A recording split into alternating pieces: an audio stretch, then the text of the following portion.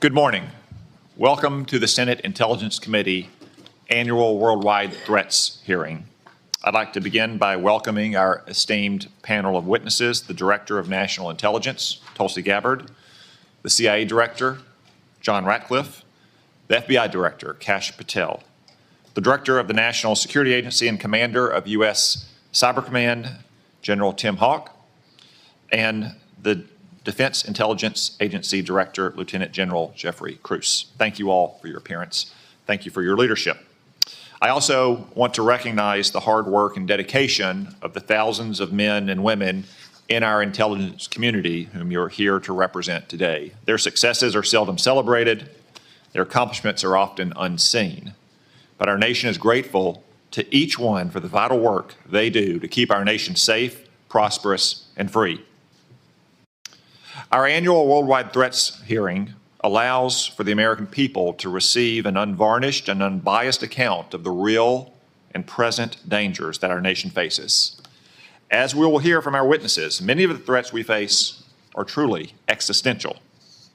Communist China is actively working to replace the United States as the world's dominant superpower.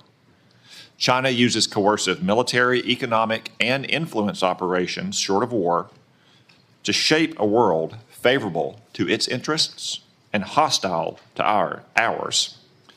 These methods include the biggest peacetime military buildup in history, rapidly expanding its nuclear forces, providing critical assistance to help Russia withstand U.S. sanctions, obscuring its role in accelerating the spread of COVID-19 beyond Wuhan, turning a blind eye to Chinese companies that enable the production of fentanyl flooding into the United States, and putting space weapons on orbit, among other tactics. Iran, despite setbacks inflicted on its so-called axis of resistance by Israel over the last year, still aims to destroy what it calls the little Satan, the State of Israel, and what it calls the great Satan, the United States.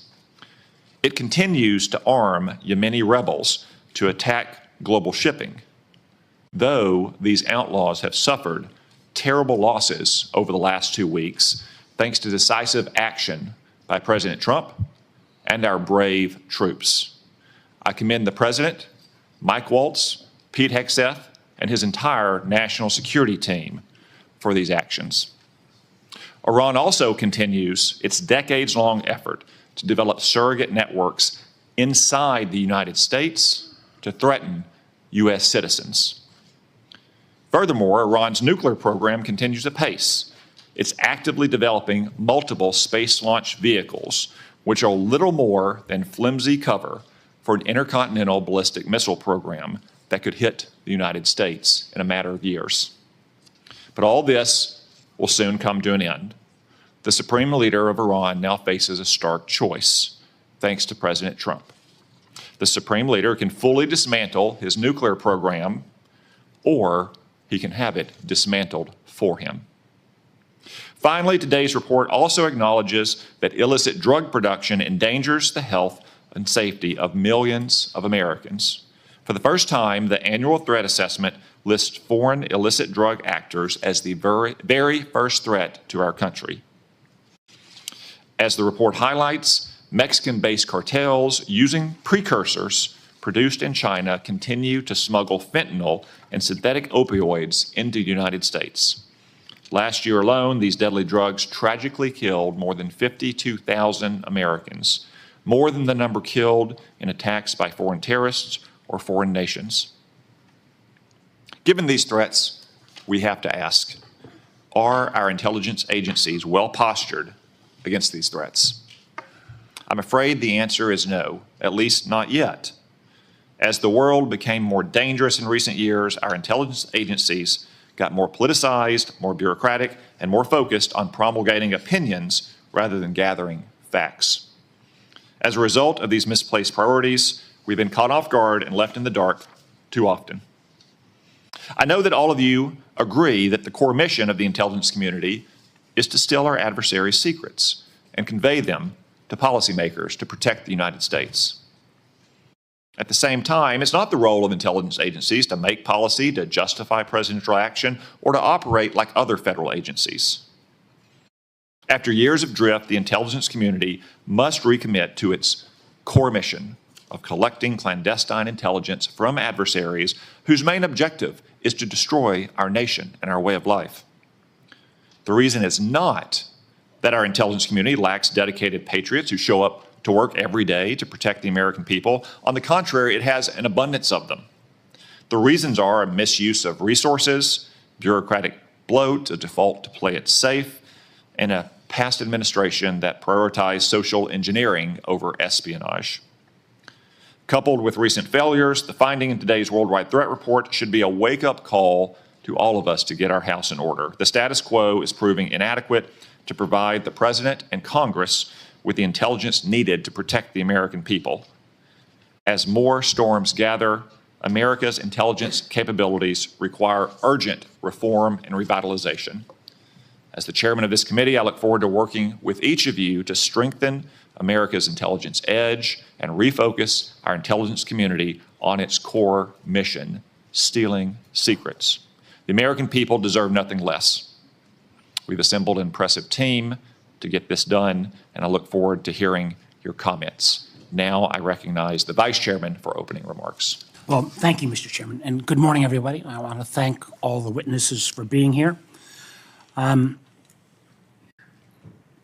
got to say, I've been on the committee now for 14 years, and this year's assessment is clearly one of the most complicated and challenging in my tenure on the committee. And I want to get into that in a moment, but I want to first of all address the recent story that has broken in the news. Yesterday, we stunningly learned that senior members of this administration, and according to reports, two of our witnesses here today were members of a group chat that discussed highly sensitive and likely classified information that supposedly even included weapons packages, targets, and timing, and included the name of an active CIA agent. Putting aside for a moment that classified information should never be discussed over an unclassified system, it's also just mind-boggling to me that all these senior folks were on this line and nobody bothered to even check Security Hygiene 101. Who are all the names? Who are they? Well, it apparently included a journalist. And no matter how much the Secretary of Defense or others want to disparage him, this journalist had at least the ethics to not report, I think, everything he heard.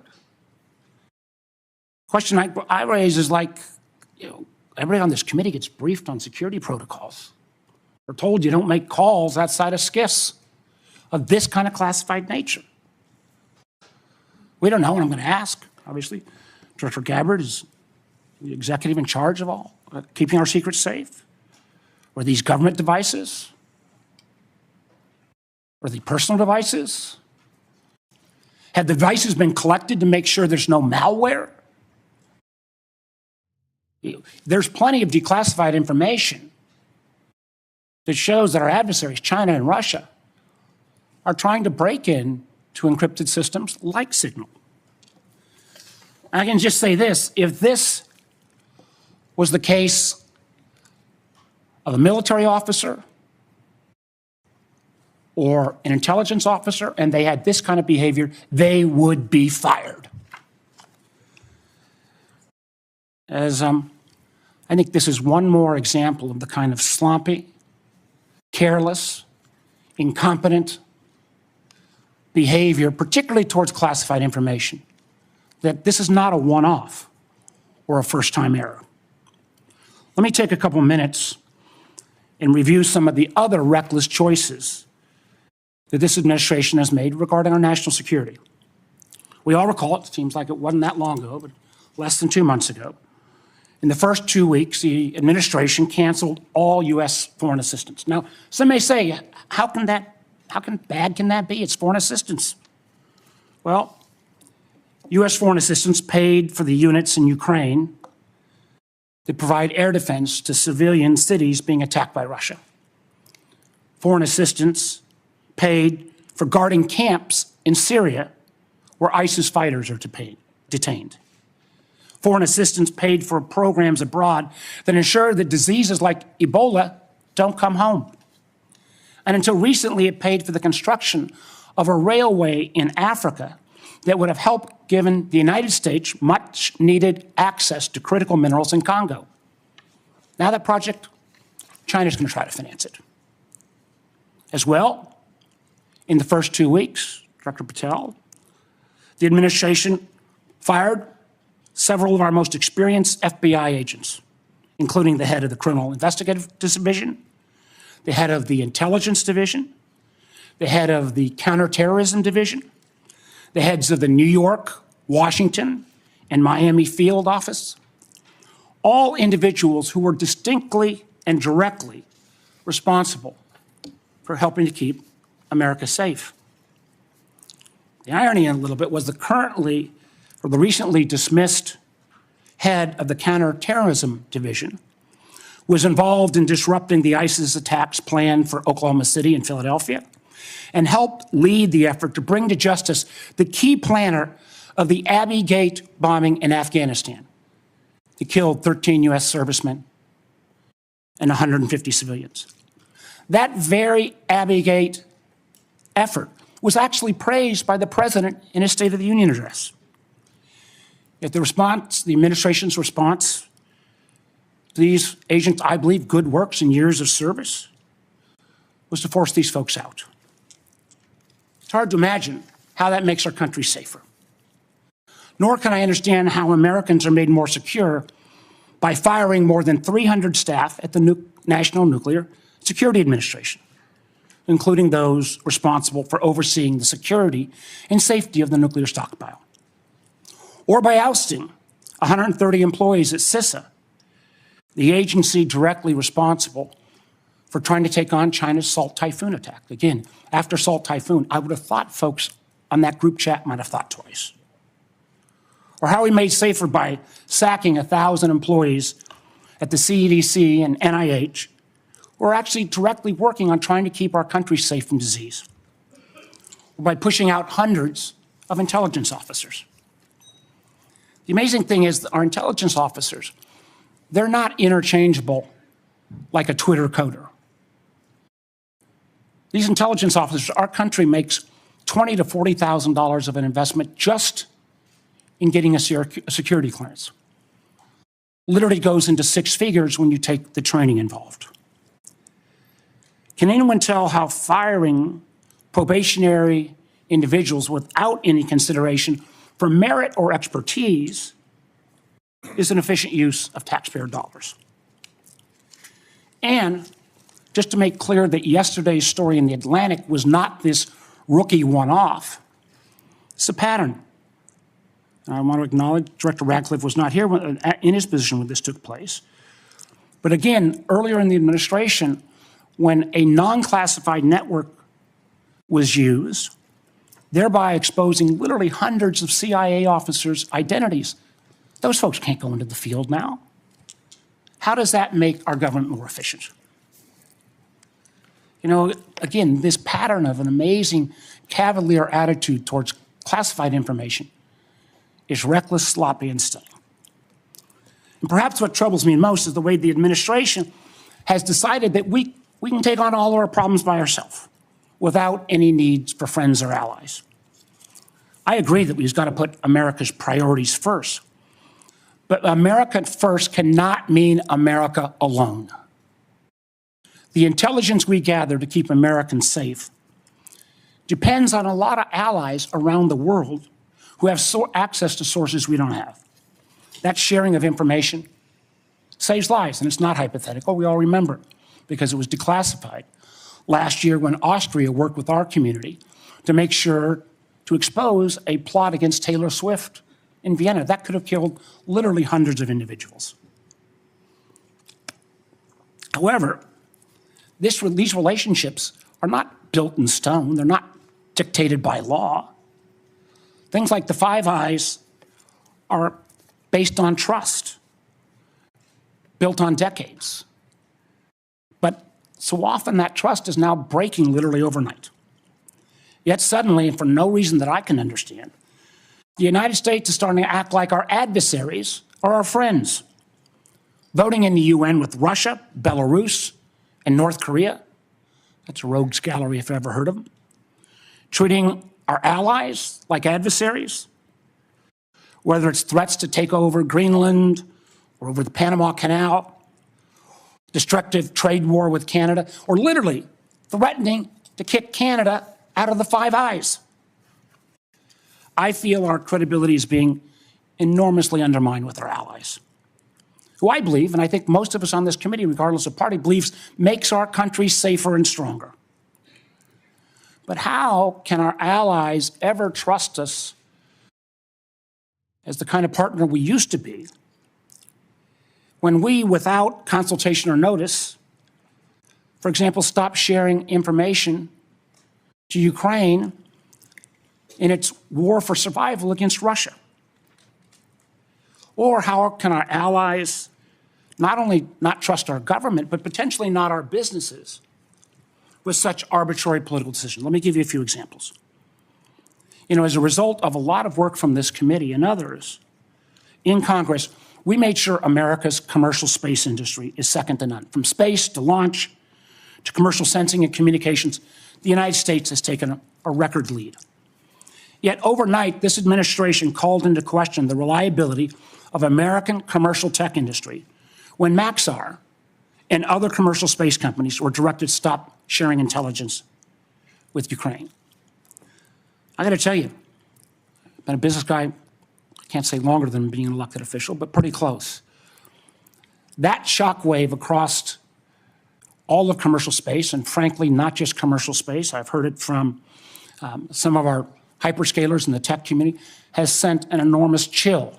Who's going to hire an American commercial space company, government or foreign business, with the ability to have that taken down so arbitrarily? And it's not just in the case of commercial space. We've seen that Canada, Germany, Portugal have all been saying they're rethinking buying F-35s. I've heard from Microsoft and Google directly and Amazon that they're having questions about whether they can still sell their services. We've also seen foreign adversaries and friends take advantage of this rift in our national security areas and our scientists. Germany has already put out ads trying to attract some of our best scientists who've been rifted. And the Chinese intelligence agencies are posting on social media sites in the hopes of luring individuals with that national security clearance who've been pushed out, perhaps arbitrarily, to come into their service. So no, the signal fiasco is not a one-off. It is unfortunately a pattern we're seeing too often repeated. I fear that we feel the erosion of trust from our workplace, from our companies, and from our allies and partners can't be put back in the bottle overnight. Make no mistake, these actions make America less safe. Thank you, Mr. Chairman. Before I turn to the witnesses' hearing, I want to welcome everyone in our large audience today. I also want to note that we will not tolerate any disruptions of the witnesses' testimony or senators' questions and the witnesses' answers. You'll note that we have a large contingent of Capitol Police in the room. Any disruptions, either opposed or in favor to the witnesses, will result in prompt removal from the hearing room, and my encouragement to the U.S. Attorney to throw the book at the person disrupting the hearing. No offense, but we all came to hear the witnesses, no one else in the room. Director Gabbard, I understand you'll make a statement for the panel of witnesses. Thank you, Mr. Chairman, Vice Chair, members of the committee. Thanks for the opportunity for us to be here to present you the intelligence community's 2025 annual threat assessment. I'm joined here this morning by my colleagues from the CIA, DIA, FBI, and NSA. Our testimony offers the collective assessment of the 18 U.S. intelligence elements making up the U.S. Intel community and draws on intelligence collection and information available to the IC from open source and private sector and the expertise of our analysts. This report evaluates what the IC assesses most threatens our people and our nation's ability to live in a peaceful, free, secure, and prosperous society. As you know, we face an increasingly complex threat environment that is threatening us here at home and our interests abroad. I'll begin by focusing on what most immediately and directly threatens the United States and the well-being of the American people: non-state criminal groups and terrorists putting American lives and livelihood at risk. Then I'll focus on the key nation states who have the capability to threaten the interests of the United States. In this complex environment, non-state and state actors are able to exploit or take advantage of the effects of each other's activities.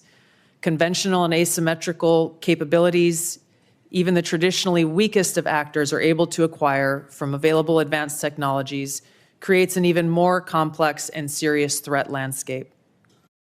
First, I'll highlight the threats presented by several non-state actors.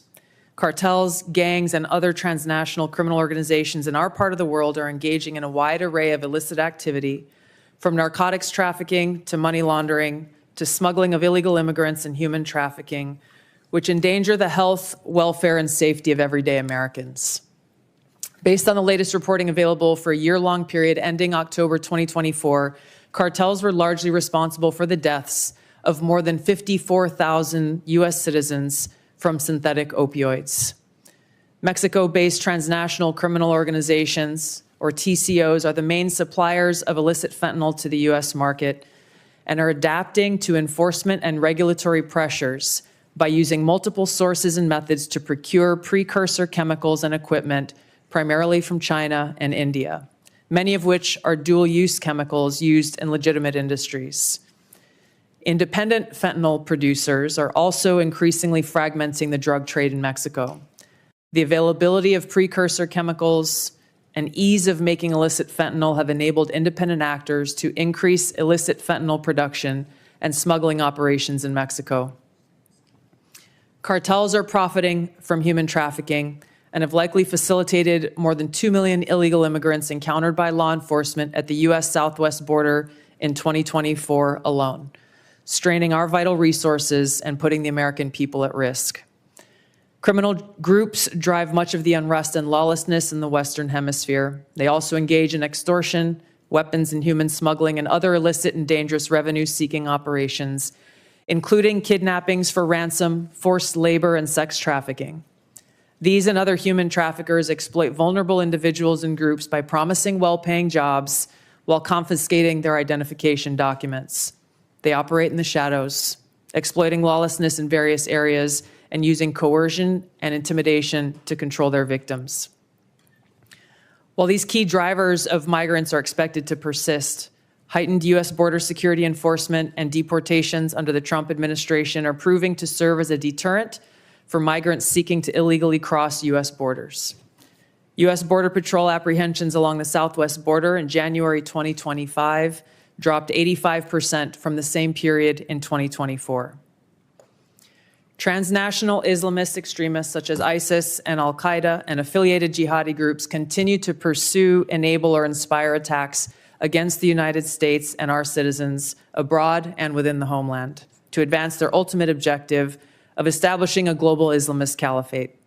This includes heightened efforts to spread their ideology to recruit and radicalize individuals in the U.S. and the West. While the New Year's Day attacker in New Orleans had no known direct contact with ISIS terrorists, he was influenced and radicalized by ISIS ideological propaganda, as one example.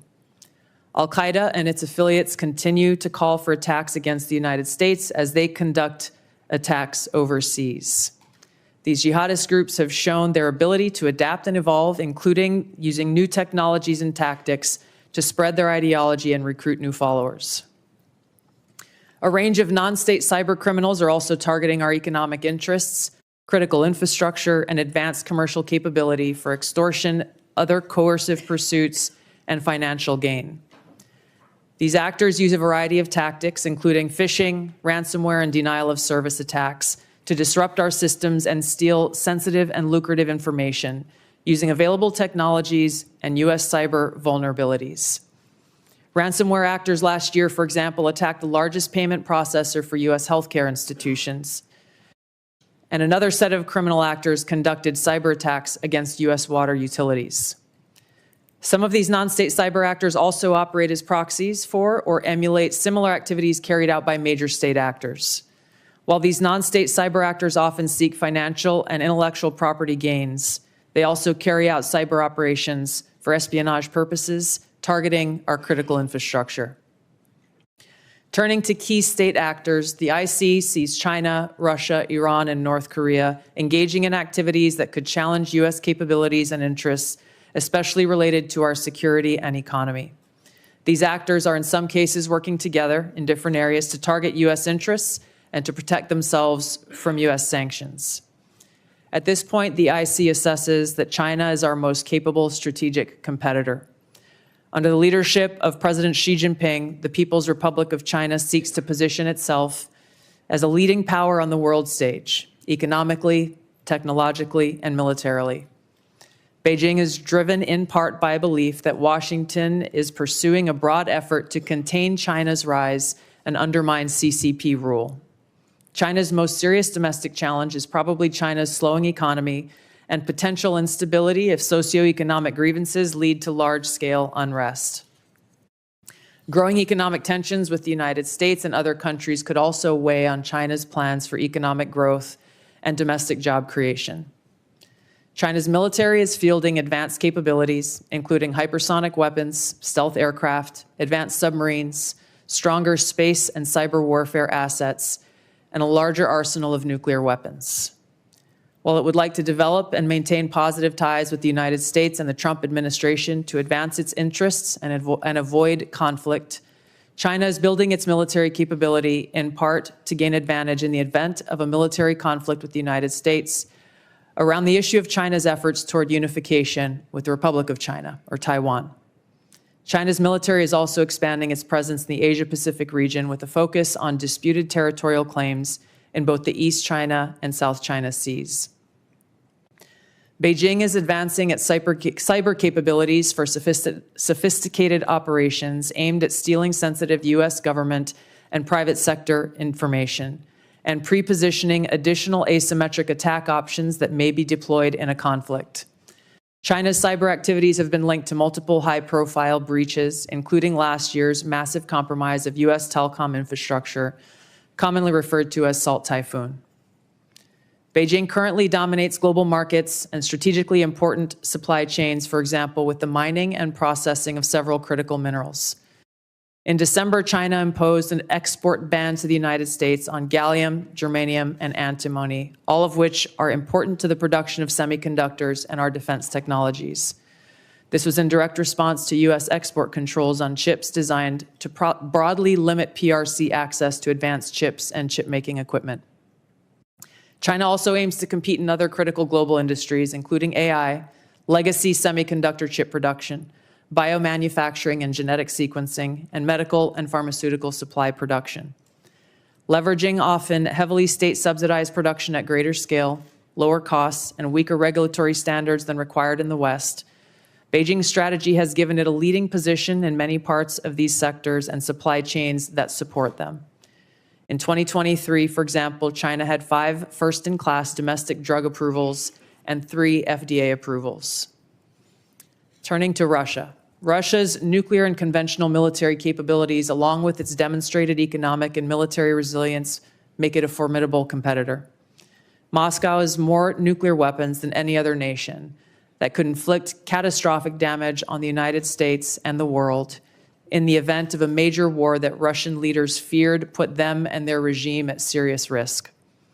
In late 2024, Russia announced updates to its public nuclear doctrine, expanding the conditions under which Russia would consider using nuclear weapons. Russia is building a more modern and survivable nuclear force designed to circumvent U.S. missile defense through reliable retaliatory strike potential. Russia intends to deter the U.S. by holding both the U.S. homeland at risk and by having the capabilities to threaten nuclear war in a conflict. Russia's developed advanced cyber capabilities and has attempted to pre-position access to U.S. critical infrastructure for asymmetric options and make it a persistent cyber threat. Russia's cyber activities have been linked to multiple high-profile breaches, including the 2023 hack of Microsoft. Russia is also fielding new capabilities in anti-satellite weapons meant to degrade U.S. and allied space infrastructure.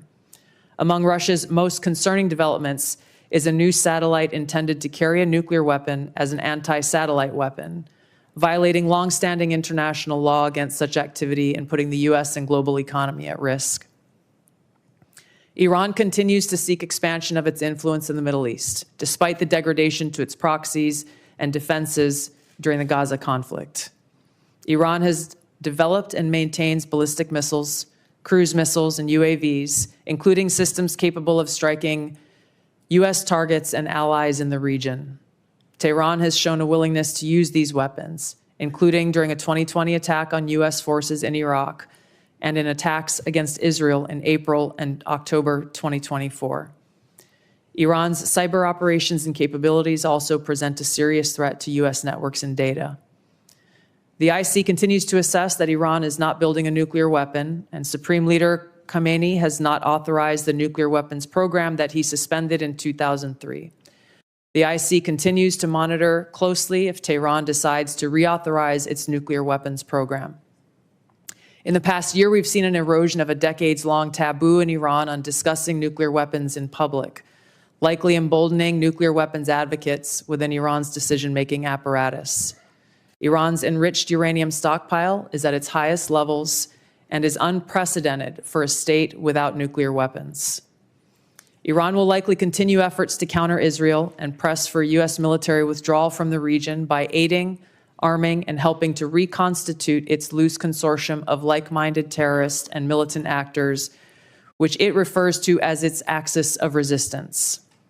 Although weakened, this collection of actors still presents a wide range of threats, including to Israel's population, U.S. forces deployed in Iraq and Syria, and to U.S. and international military and commercial shipping and transit. North Korean leader Kim Jong-un is pursuing stronger strategic and conventional capabilities that can target U.S. forces and allies in the region, as well as the U.S. homeland, to bolster North Korea's leverage and stature, defend its regime, and achieve at least tacit recognition as a nuclear weapons power. Kim's recently cemented strategic partnership with Russia supports these goals by providing him greater financial, military, and diplomatic support, reduced reliance on China, and providing North Korean forces and weapons systems authentic warfighting experience. Kim views his strategic weapons advances since 2019, its deepening ties with Russia, and North Korea's economic durability as strengthening his negotiating position against Washington's demands for denuclearization and lessening his need for sanctions relief. North Korea is probably prepared to conduct another nuclear test on short notice and continues to flight test its ICBMs to demonstrate their increasing capabilities as leverage in future negotiations. Since 2022, China, Russia, Iran, and North Korea have grown closer. Removing the accelerant of the war in Ukraine is unlikely to revert these bilateral relationships to a pre-war 2021 baseline, leaving room for new strategic priorities and world events to create new incentives or challenges to their currently high levels of cooperation. Russia has been a catalyst for much of this expanded cooperation, driven heavily by the support it has needed for its war effort against Ukraine, including protection from U.S. and Western sanctions. In addition to its exchange of military and other resource capabilities with North Korea, Russia has relied more heavily on China's financial and defense industry backing, and also has increased combined military exercises with China to signal shared fortitude against the United States and U.S. allies in the Asia-Pacific region. With Iran, Russia has also expanded financial ties to mitigate sanctions. Iran has become a critical military supplier to Russia, especially of UAVs, in exchange for Russian technical support for Iranian weapons, intelligence, and advanced cyber capabilities. In conclusion, the threats that we see to U.S. national security are both complex and multifaceted and put the lives safety, and well-being of the American people at serious risk. As the heads of the American people's intelligence community, we will continue to provide the President, Congress, and our warfighters with timely, unbiased, relevant intelligence to keep the United States secure, free, prosperous, and at peace. To the American people specifically, our intelligence community exists to serve you and to ensure your safety, security, and freedom. Thank you. Thank you, Director Gabbard. As I mentioned in my opening remarks, the annual threat assessment for the first time lists cartels and traffickers as the very first threat. Director Patel, I'm pleased to say that the FBI's Little Rock field office has been doing its part in addressing this threat. The field office, along with other federal, state, and local law enforcement agencies, have arrested nearly 300 immigrants in my state in 2025 so far. Could you provide some color about the nature of the threat these illegal immigrants have posed, not just to Arkansas, but our nation, perhaps including some of the details of the horrific offenses they've committed against the American people? Thank you, Mr. Chairman. Mr. Vice Chairman. The witness will suspend.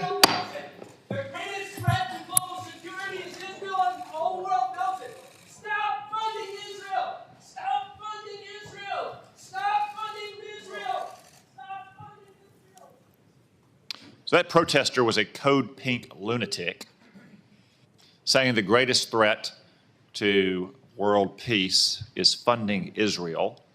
I will observe, for the benefit of the audience here on television, that Code Pink is funded by communist China as well, which simply illustrates, speak up now if you want to be removed as well, whoever's saying that.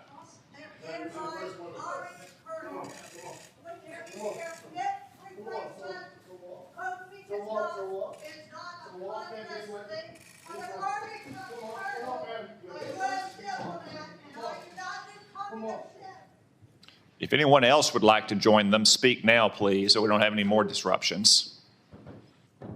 As I was saying, the fact that communist China funds Code Pink, which interrupts a hearing like this about Israel, simply illustrate Director Gabbard's point that China, Russia, Iran, North Korea, and other American adversaries are working in concert to a greater degree than they ever have before. Director Patel, back to my question, could you give us some color about the threat that illegal migrants have posed, not only to my state, which has resulted in nearly 300 arrests in 2025, but also to the nation at large? Thank you, Mr. Chairman, Mr. Vice Chairman, and members of the committee. I appreciate the time to address you all, specifically to Arkansas, Senator. The priorities at the FBI, which I identified during my confirmation hearing and since, is attacking violent crime along with national security. And every single state in this country is a border state. Arkansas is no exception. Allow me to highlight the work of the men and women in the FBI and state and local law enforcement in the state of Arkansas.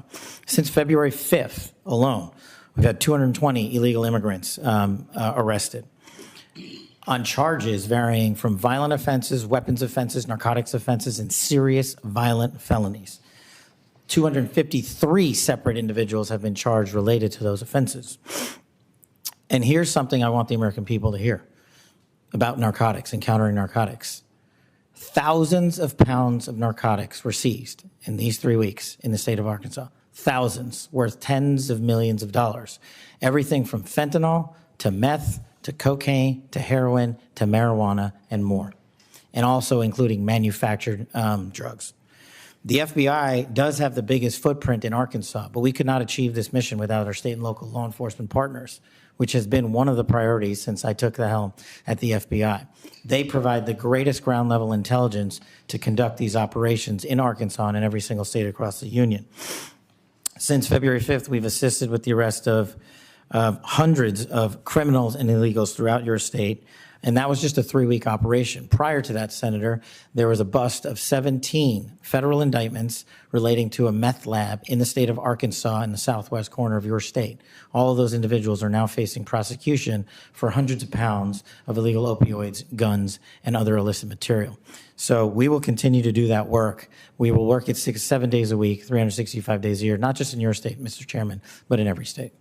Thank you, Director Patel. As Director Gabbard highlighted from the annual threat report, Director Ratcliffe, many, if not most, of the chemical precursors for deadly fentanyl produced by Mexican drug cartels originates in China. China, of course, is a techno-totalitarian police state. They have technology to monitor their own people that Soviet Russia could have only imagined. Is there any reason, Director Ratcliffe, to believe that China could not monitor and crack down on this flow of chemical precursors to Mexico if it chose to do so? Thank you, Senator, for the question. No, there's nothing that prevent China, the People's Republic of China, from cracking down on fentanyl precursors. As you well know, Senator, one of the reasons that they don't is that there are more than 600 PRC-related companies that produce those precursor chemicals in an industry that generates $1.5 trillion. That is one of the reasons that we see that Chinese efforts to affect the fentanyl precursors are really limited in nature and intermittent in nature, and not a dedicated effort to enforce their own laws and regulations to crack down on this. Thank you, Director Ratcliffe. I have many more questions I could ask, but I'm going to try to lead by example and stay within the 5-minute limit for the benefit of senators. I remind everyone there is a vote scheduled at noon. I hope to finish the open portion of this hearing before that vote closes, after which time we'll move to the closed portion. The Vice Chairman. Thank you, Mr. Chairman. I'll be happy to take your extra 13 seconds, but I want to go back to what I addressed at the outset. I mean, this was not only sloppy, it not only violated all procedures, but if this information had gotten out, American lives could have been lost. The Houthis had this information, could reposition their defensive systems. So I want to get a little more information about this. Director Gabbard, did you participate in the group chat with Secretary of Defense and other Trump senior officials discussing the Yemen war plans? Senator, I don't want to get into the specifics. Ma'am, were you on? You're not going to be willing to address? So you're not, are you denying? Matt, will you answer my question, ma'am? You were not TG on this group chat? I'm not going to get into the specifics. So you refuse to acknowledge whether you were on this group chat? Senator, I'm not going to get into the Why specifics. are you going to get into the specifics? Is it because it's all classified? Because this is currently under review by the National Security Council. Because it's all classified? If it's not classified, share the text now. As the White House previously Is it classified or non-classified information on this text? I can confirm. Director Ratcliffe, were you on the group chat? Senator, I was on a signal messaging group. So you were the John Ratcliffe on that chat? I was. Thank you, thank you. Can I provide some context, Senator, to that? Yes, but I've got a series of questions. Well, Director. but I think it's important because at the outset, you made a couple of comments about signal messaging using encrypted apps. So that we're clear, one of the first things that happened when I was confirmed as CIA director was signal was loaded onto my computer at the CIA, as it is for most CIA officers. One of the things that I was briefed on very early, Senator, was by the CIA records management folks about the use of signal as a permissible work use. It is.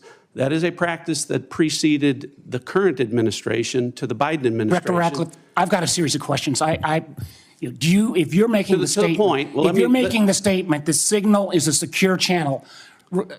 No, can I answer that? It is. I've got a series of end-to-end decryption. So it is. To finish, I understand encryption. It is permissible to use to communicate and coordinate for work purposes, provided, Senator, that any decisions that are made are also recorded through formal channels. Right. So those were procedures that were implemented. My staff implemented those processes, followed those processes, complied with those processes, and finally, just please. So my communications, to be clear, in a signal message group were entirely permissible and lawful and did not include classified information. Well, we will make that determination, because if it's not classified, share the text with the committee. let me go on. Director Gabbard, you are the security executive and set access guidelines for classified information. Did you contact the defense secretary or others after this specific military planning was put out and say, hey, we should be doing this in a SCIF? There was no classified material that was shared in that So then if there was no check. classified material, share it with the committee. You can't have it both ways. These are important jobs. This is our national security. Bobbing and weaving and trying to, filibuster your answer. So please answer the question. If this was Director Gabbard, if this was a rank and file intelligence officer who did this kind of careless behavior, what would you do with them? Senator, I'll reiterate that there was no classified material that was shared in that Ma'am, if there's signal no classified in materials, share. And then if there's no classified materials, then you can't even answer the question whether you're on the chat. This is strangely familiar, and I think my colleagues will remember, when you couldn't answer the question, is Edward Snowden a traitor? Man, I have serious doubts about anyway. Director Gabbard, I'm going to give you this. Tweeted just 11 days ago, and I'm quoting you. Any unauthorized release of classified information is a violation of the law and will be treated as such. So if this information is classified, what are you going to do?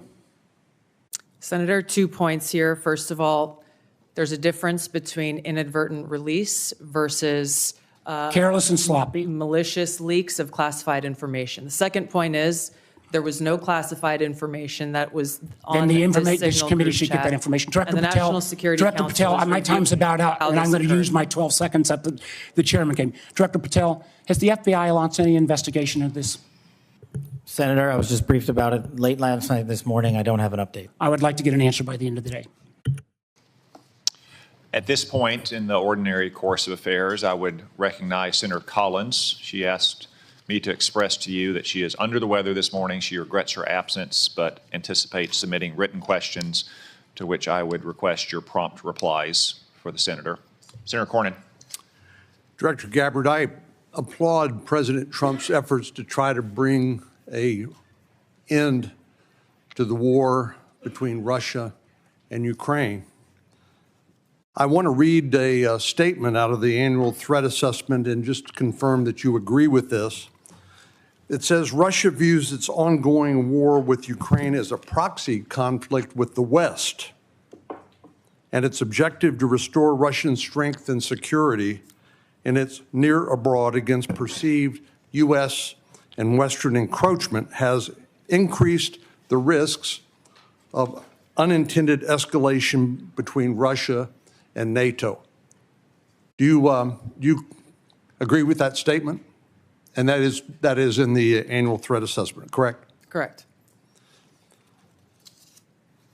I'd like to refer to an AP story, Associated Press, dated March 21st, 2025. The title of the article is Western Officials Say Russia is Behind a Campaign of Sabotage Across Europe. This AP map shows it. Mr. Chairman, I'd like to ask unanimous consent that it's being made part of the record. Without objection. The document that AP compiled, and I presume this is through open sources, documented 59 incidents, including cyber attacks, spreading propaganda, plotting killings, or committing acts of vandalism, arson, sabotage, or espionage. Is that consistent with your understanding and impression of what Russia's currently engaged in Europe?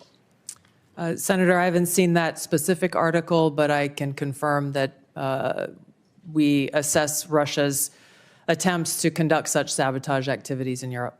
Thank you.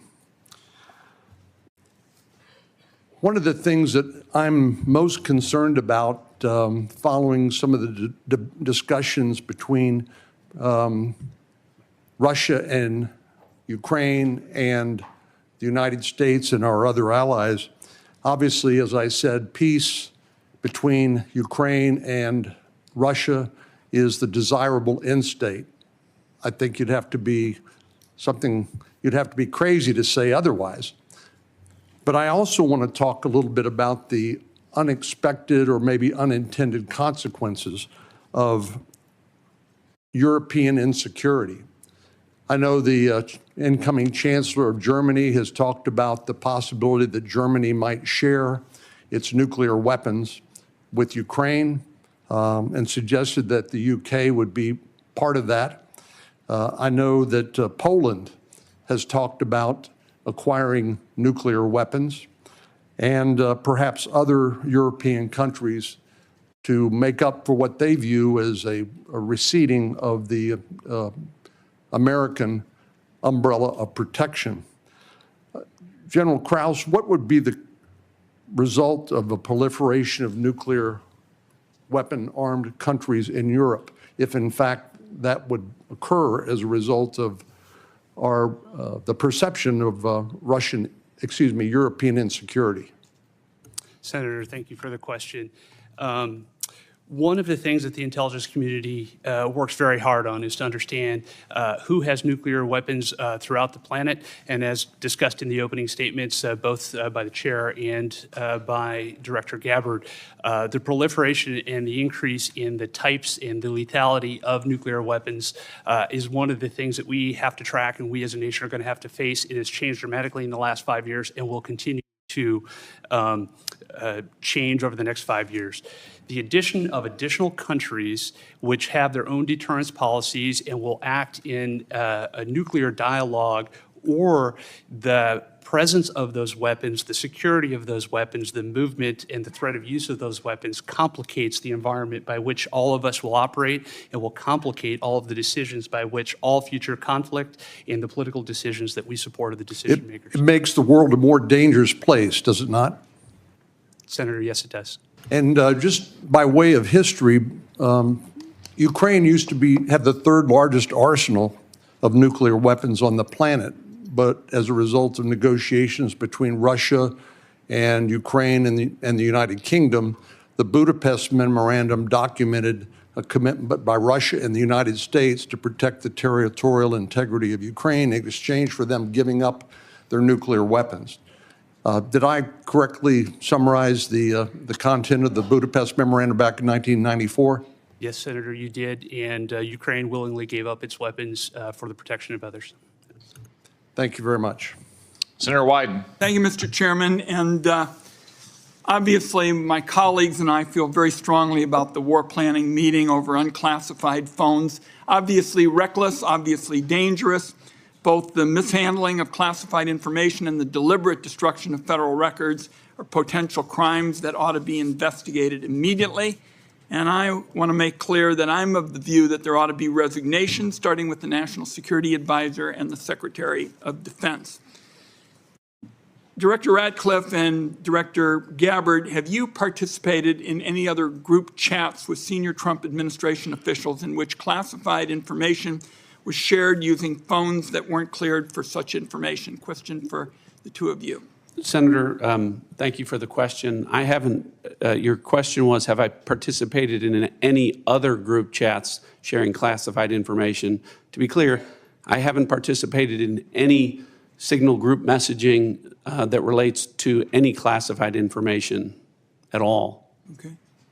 Director Gabbard? Senator, I have the same answer. I have not participated in any signal group chat or any other chat on another app that contained any classified information. Yeah, and I just think it's important to follow through here. Would the two of you cooperate with an audit to confirm that that is that is the case? I have no objection. Senator, I'll certainly comply with any follow-up that the National Security Council would deem appropriate. But again, to be clear, the use of signal message end-to-end encryption applications is permissible and was, in this case, used permissibly, at least to my understanding, and in a lawful manner. The seriousness of this is so clear. That's why I want to have an audit, and both of you gave me an answer indicating that you would be open to that, and I appreciate it. Director Patel, you weren't in this particular group chat, but have you participated in any chats on unclassified phones with other administration officials relating to national security? And if so, on what other topics? Thank you for your question, Senator, and not that I can recall. Okay. Question I have for you, Director Gabbard, involves this question of Elon Musk wasn't going to see the military's China war plans because he said he, quote, has business in China and he would be susceptible perhaps to that. That was his comment. So as DNI, you're responsible for security clearance policies across the government. Under your watch, how are you going to go about carrying out this obligation? Because I think it obviously is a very significant one in terms of American national security. Thank you, Senator. As you know, the Office of the Director of National Intelligence provides oversight over these different 18 intelligence elements. Leaders within those elements are empowered with that responsibility to uphold the trust that the American people have placed in them. In this example that you've cited, both Secretary Hegseth as well as President Trump completely denied the assertion that Elon Musk was going to receive any kind of classified war plan brief pertaining to China or any other country. So on the question of whether the president has the prerogative to get clearances is really the area that I want to touch on, because you're formally responsible for security clearance policies, and that's why I'm asking about it. So can a president decide who gets the clearance? Yes.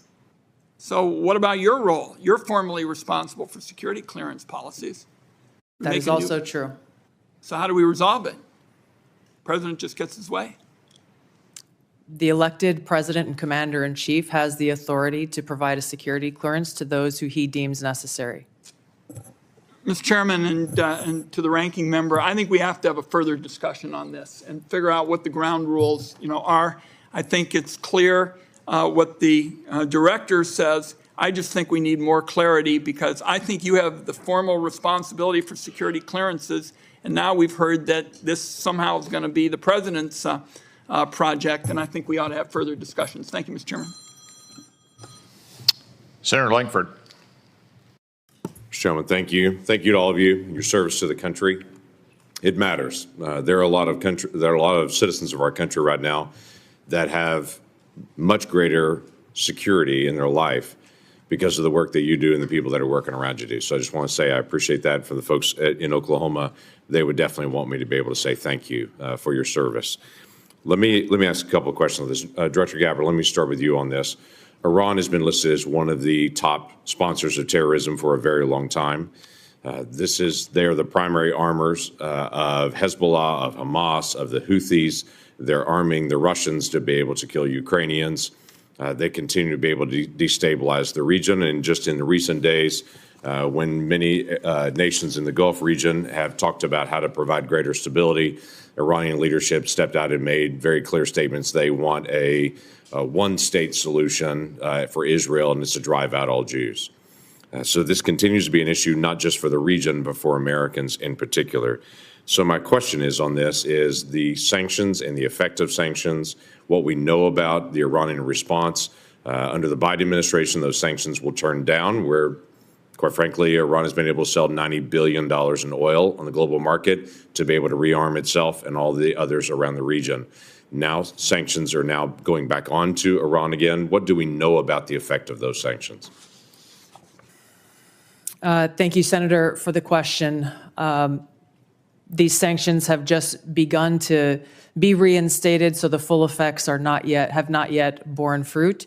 But the message that the president has sent with his maximum pressure campaign is certainly heard. As the chairman mentioned in his opening remarks, President Trump recently sent a letter to the leader of Iran expressing his interest in direct talks in order to try to de-escalate and to prevent war, prevent Iran from gaining a nuclear weapon, but also stated that there would be military consequences if there was no direct negotiations.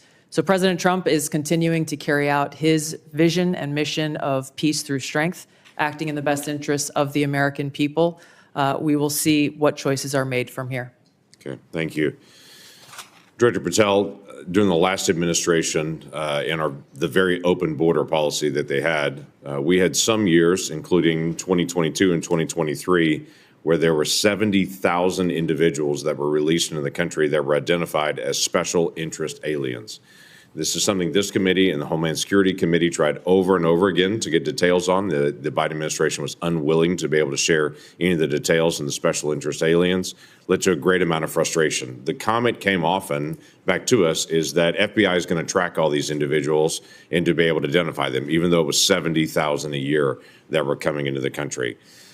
You just walked into this position and trying to get your feet on the ground in so many different issues that are outstanding on that. I raised to you the issue of individuals that are currently illegally present in the country going through a process, but are listed as special interest aliens. By definition from the administration, those are individuals that we don't know their level of risk, but they're considered a national security risk, but we don't know anything else about them from there. So how are you trying to get on top of the number of people that are criminal aliens in the country, but also these special interest aliens that come from terrorist areas? Thank you, Senator. Appreciate your question. As far as the FBI is concerned, you hit on it. Criminal. So we are focused across our interagency partners at DHS, ICE, CBP, CISA, and elsewhere to identify through our information sharing networks that we have stood up with state and local law enforcement to provide us the details on any criminal evidence relating to any of the individuals you highlighted. And if there's a nexus there, a case will be opened, by the line agents who predicated lawful and factual basis to do so. And we will further refer that matter to the Department of Justice for prosecution. We are reviewing all of these cases anew, and we will report back to you, Senator, with some fidelity on the outcome of that process. Okay, thank you. Are you getting good feedback from social media technology companies and cooperation from them on illegal activities that are promoted on their site? All the different sites have rules and standards for what can and can't be done on that. But for instance, in the border areas, many of the sites are allowing child trafficking, or they're allowing basically the hiring of Americans to come be drivers and such, and they know this is being circumvented. Are they working with you on that to be able to take illegal content off their sites? Thank you, Senator. And we have engaged directly at the top levels of all the private sector software communities and social media companies, and they have been very helpful because they have been told that this is a priority for me at the FBI to work with them because they have so much information to share back with us. Now, that's, of course, just on the public systems. We're not talking about the dark net. Thank you. Thank you, Mr. Chairman. Senator Heinrich. Thank you, Chairman. Director Ratcliffe, I want to start with you. Who determined that the content of this discussion on Signal was not classified? Senator, I guess I'm not. Well, for example, I can speak to my personal knowledge. There was no classified agent mentioned as part of this story. Normally, that would be classified information. So I guess what I'm asking is, did you just determine it was not classified, or was there any declassification after the fact? So to be clear, so everyone understands the process, as we talked about, Signal is a permissible use. I understand has been used that. at the CIA, has been approved by the White House for senior officials. And appropriate for many conversations. And recommended by CISA for high-level officials who would be targeted by foreign adversaries to use end-to-end encrypted apps whenever possible, like Signal. In this case, what the National Security Advisor did was to request through a Signal message that there be coordination. So you mentioned the name of a CIA active officer, correct? So I didn't mention the name. You didn't mention the name. Existence of that. And in the article, the implication was that somehow that was improper. That was not the case. So a CIA officer was not operating undercover. So the request for coordination was for a staff member to coordinate on the high side. So I communicated the name of a CIA officer not operating undercover, completely appropriate, who does openly and routinely coordinate with the White House as a member of my staff. So the intimation there that there was something inappropriate was clearly incorrect. Did it occur to you that given the sensitive nature of this discussion, that it could just move to the high side? So that was clearly, Senator, I think the intent was that this was initially set up by the National Security Advisor with the instruction that send a point of contact, and then you will be provided with information further on the high side for high side communication. So I think clearly it reflects that the National Security Advisor intended this to be, as it should have been, a mechanism for coordinating between senior level officials, but not a substitute for using high side or classified communications for anything that would be classified. And I think that that is exactly what did happen. So I'm curious, did this conversation at some point include information on weapons packages, targets, or timing? Not that I'm aware of. Director Gabbard, same question.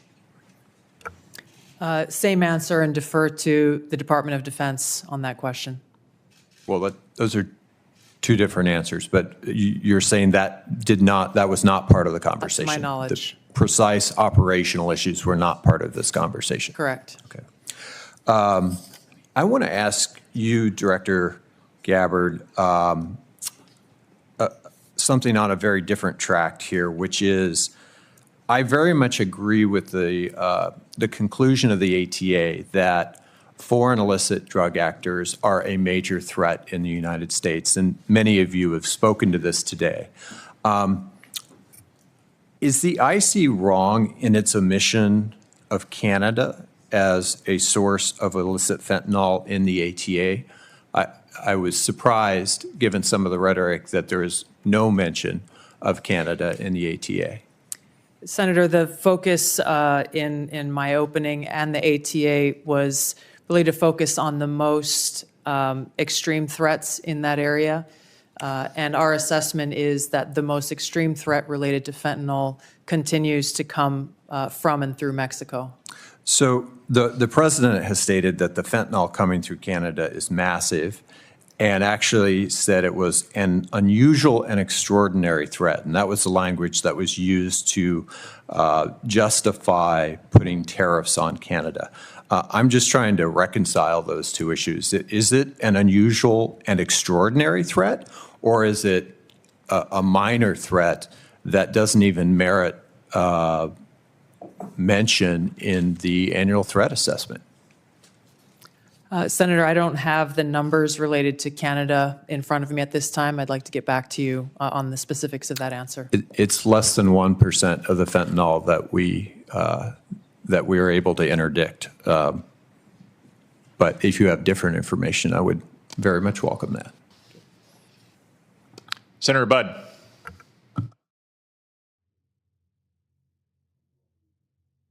Thank you all for being here. And Director Gabbard, prior to your role here, we had a big storm in western North Carolina, and you were among those first from outside our state to show up. So thank you for your work there. Thank you for your ongoing work there and that of your family as well. It was good to see them when out in western North Carolina last week, so thank you. Director Hawk, so what do we need to do in regards to Volt Typhoon? There's a lot of pre-positioning that went on there. So where are we with that? And what do we need to do in regards to our power companies, whether it's generation or distribution, Duke Energy in my home state, or even the rural electric co-ops? What do we need? What have we learned? And what can I tell them? Senator, 99% of the critical infrastructure in the United States is controlled by private companies. So that really drives us to talk about how do we partner with industry and with the commercial sector, in this case, with power sector. Volt Typhoon began when industry came to the intelligence community and said, we're seeing anomalous activity, can you help us gain context? And we were able to bring context to that to be able to understand what the threat was and then to ultimately be able to identify who was behind that threat. Since that time, we've continued to work very closely with industry to be able to determine what are the right ways for us to be able to pursue these threats within networks to enable the interagency, to enable our partners and industry to be able to pursue them. That's the approach we have to take. It is a collaboration between the government and industry to be able to eradicate these threats, and we have continued to pursue them together since our first identification and notification that we did related to this particular threat. Thank you. What have you done on the offensive side here in regards to, I think there were three, Salt Typhoon, Volt Typhoon, and even Flax Typhoon. Maybe there were others, but those are the three that are known. Senator, I've been given really clear guidance in terms of what the Secretary of Defense expects in terms of our aggressive approach to be able to restore deterrence, and I look forward to talking with you about that in the closed hearing. Look forward to that. Directors Gabbard and Ratcliffe and Patel, thank you all again for being here. So as you're all keenly aware, Section 702 of FISA is an extremely useful authority to help keep our nation safe. I also know that we need to rebuild American people's trust and confidence that such authorities are not being misused by the intelligence community to unlawfully target Americans. So since taking over your respective agencies, can you tell me and tell the American people how effective the recent changes have been in protecting privacy and civil liberties of each and every Americans? And then, if you will, comment on how useful the authority is in generating intelligence that actually protects the homeland. We'll start with you, Director Gabbard. Senator, Section 702, which authorizes the foreign collection of non-U.S. persons outside of the United States, continues to be one of our most effective collection tools to ensure our national security. There are a number of reforms that the Senate passed, that Congress passed last year that have proven to strengthen the protections of Americans' Fourth Amendment rights. In the short time that I've been in the seat, I've seen a few examples of that directly, most recently through the FISA court, calling in an amici to come in and weigh in on a dispute regarding provisions that would further protect Americans' Fourth Amendment rights. I'll be visiting our friends at the NSA next week and doing a quote-unquote ride-along to observe directly how those reforms that Congress passed are being implemented to protect Americans' civil liberties, and look forward to reporting back after I've had that opportunity. Thank you. Director Patel. Thank you, Senator. With my background in FISA and 702, I just want to clearly delineate between FISA Title 1.3 and 702 collection.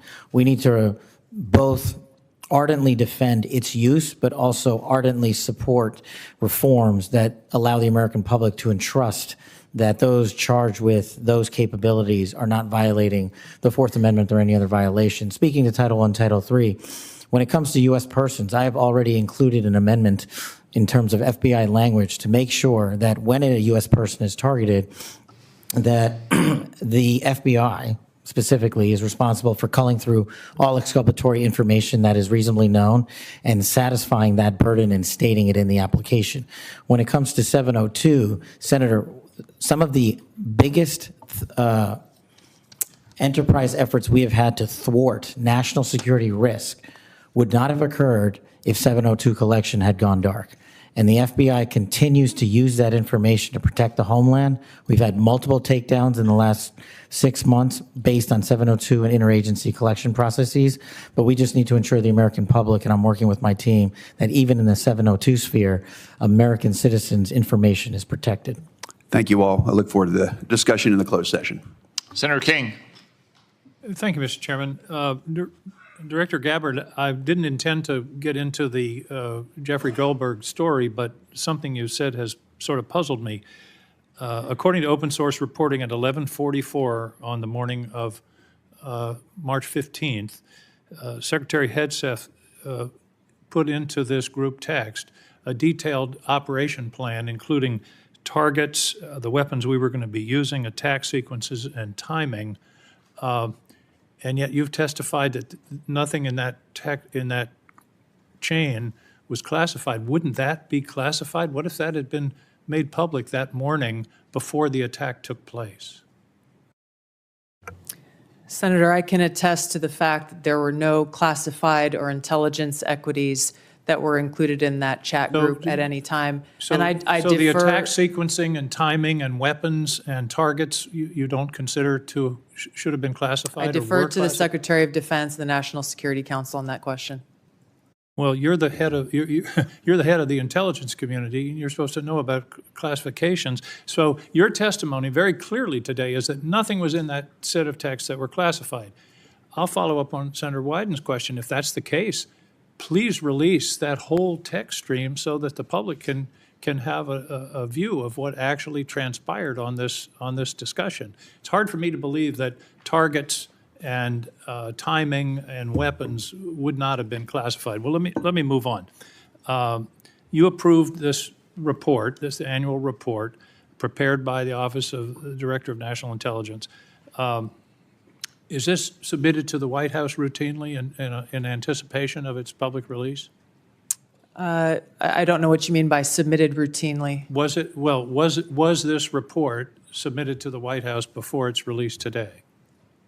It was submitted to them once it was completed. I think probably around the same time it was sent to all of you.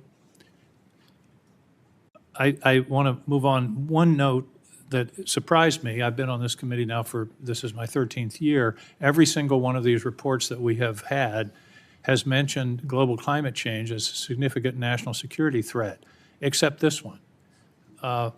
Has something happened? Has global climate change been solved?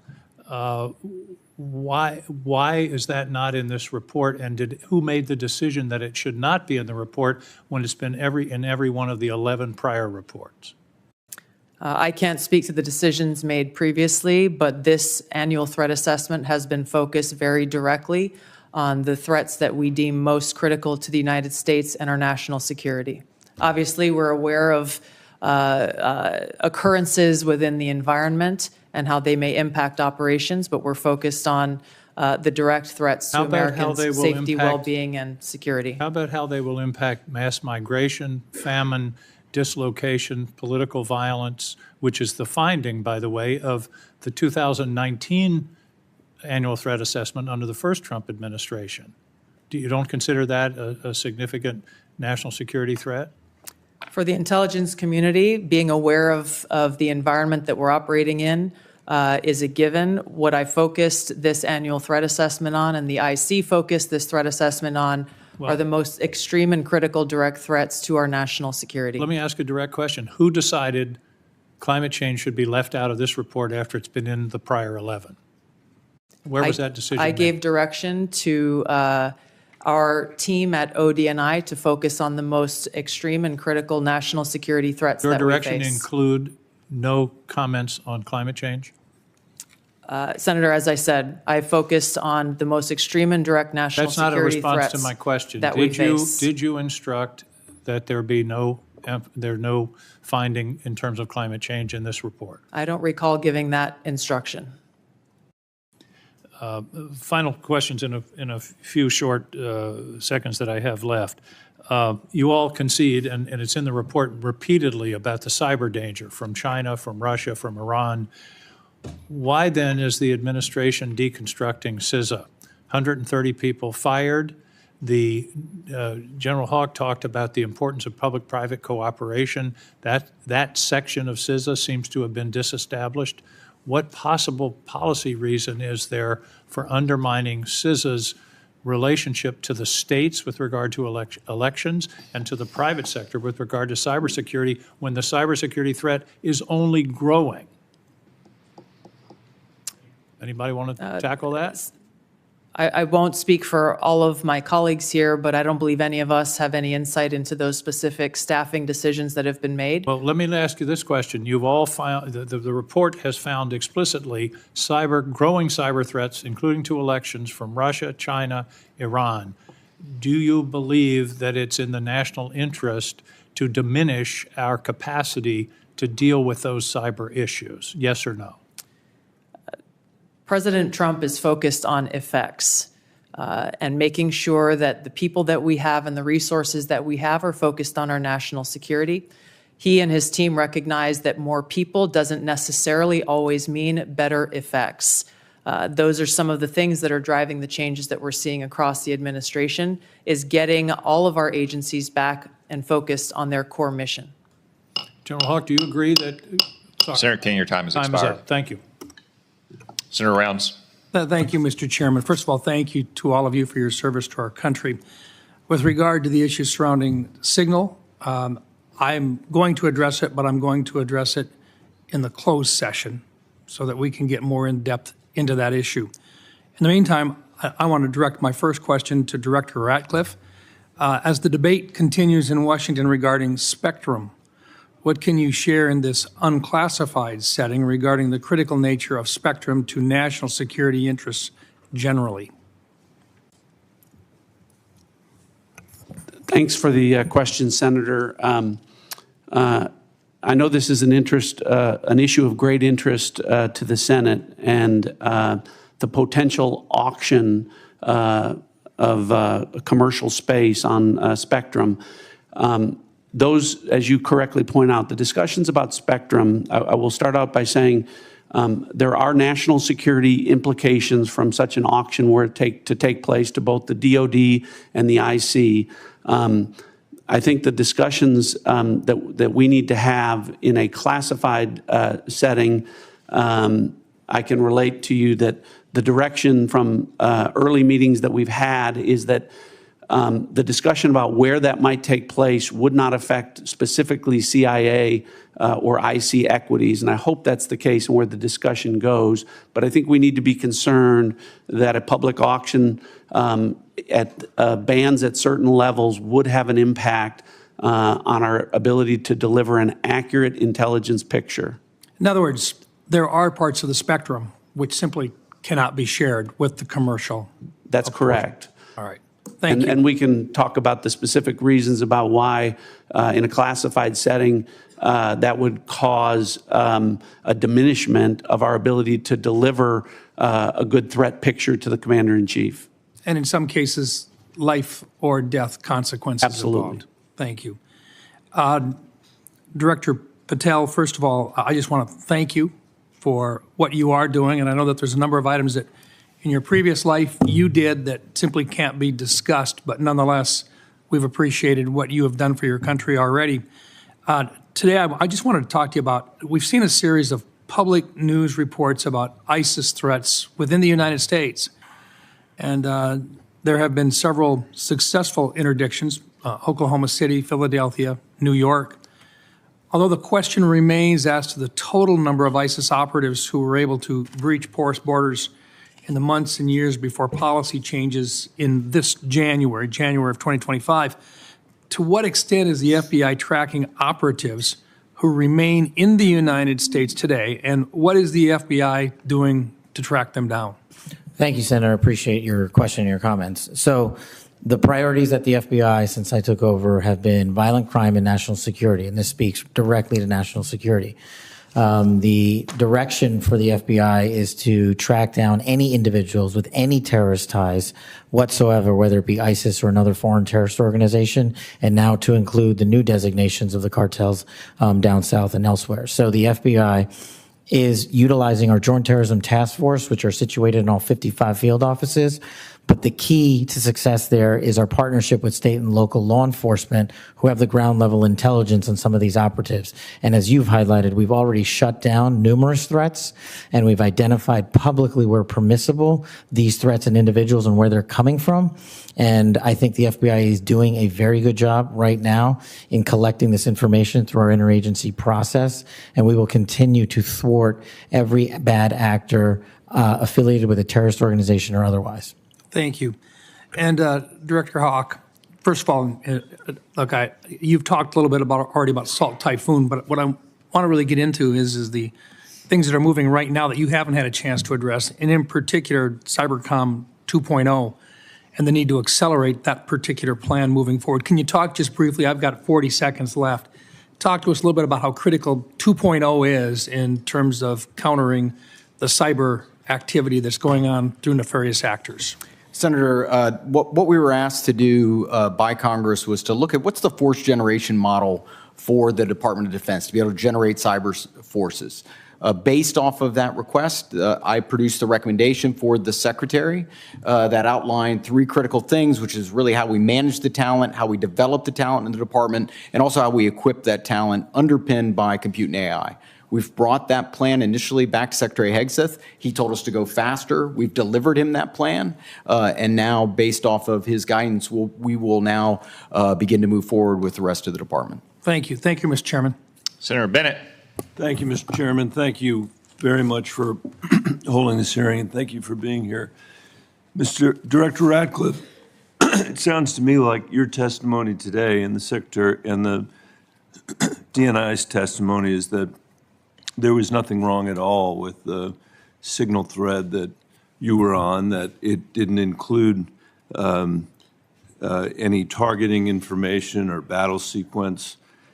That is your testimony. That's your testimony. And I'm a little staggered that that is your view, Director Ratcliffe. Does the CIA have any rules about handling of classified information? Yes or no? Yes. Thank you, Director Ratcliffe. Do you agree, Secretary of Defense Pete Hegseth said this morning when asked by members of the press what had happened, he said this morning in Hawaii that Atlantic Editor-in-Chief Jeff Goldberg is a, quote, deceitful and highly discredited so-called journalist who's made a profession of providing hoaxes time and time again. Do you share that evaluation, the Secretary of Defense's evaluation of Jeff Goldberg as a journalist? Senator, I didn't see those comments. I don't know Jeff Goldberg. So do you share that view of the Secretary of Defense? Well, I don't have a view on. Okay. Assuming that he has that view, I'm curious about whether you are the CIA director. Okay, this has happened. We know it's happened. Did Jeff Goldberg somehow, did he create a hoax that allowed him to become part of this signal thread? Please answer the question. You don't insult the intelligence of the American people. Did he invite himself to the signal thread? I don't know how he was invited, but clearly he was added.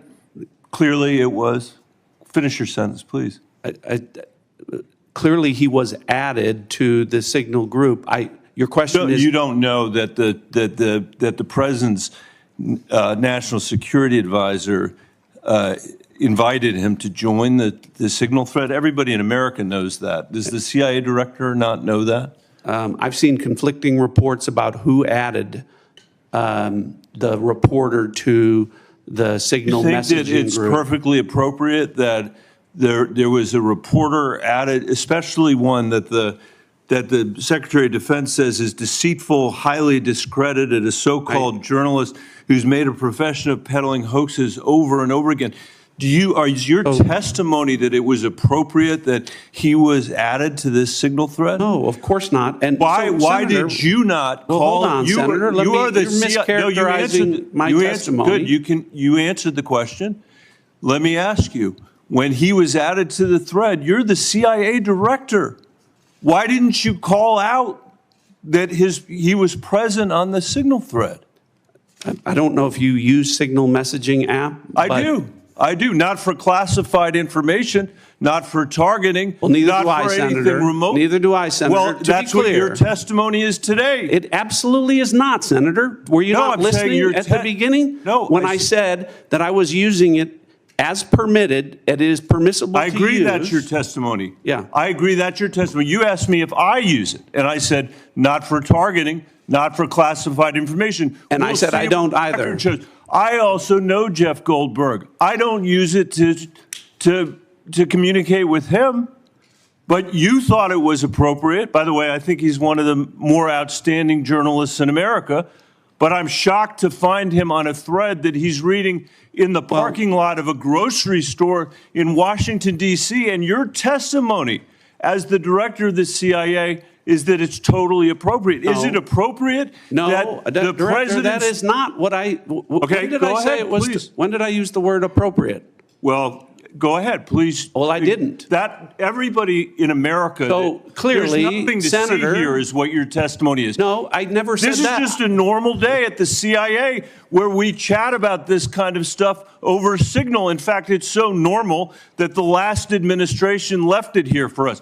That's your testimony today. That's your testimony. No, that's Senator. not my testimony. That's what you said. I didn't say any of those things that you just related, Senator. I heard you say it. We'll let the American people decide. Let me ask you one final point. I'm out of time. It. Well, are you going to give me a chance? Is it appropriate? Did you know that the president's Middle East advisor was in Moscow on this thread while you were, as director of the CIA, participating in this thread? Were you aware of that?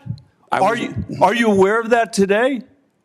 I'm not aware of that today. This sloppiness, this incompetence, this disrespect for our intelligence agencies and the personnel who work for them is entirely unacceptable. It's an embarrassment. Senator, you need to do better. You need to do better. Thank you. I'm being gavelled by the chairman, and I apologize for going over my time. Senator Young. Thank you all for being here. I'll be asking some follow-up questions, clarifications about this Signal episode in a closed setting, and try and work with all of you to bring clarity to that situation. It appears to me there's some unanswered questions. It'll take some time, I think, to get there in a more dispassionate setting.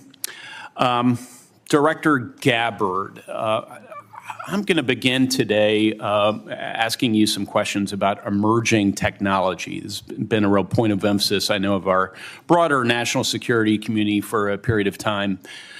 We know that PRC is making generational investments in certain emerging tech, AI, biotech, and other areas of technology to reduce their vulnerability against any supply chain disruptions and to lead the world in some areas. As the IC assesses, the PRC is seeking to, quote, become a global S&T superpower, surpass the United States, promote self-reliance, and achieve further economic, political, and military gain.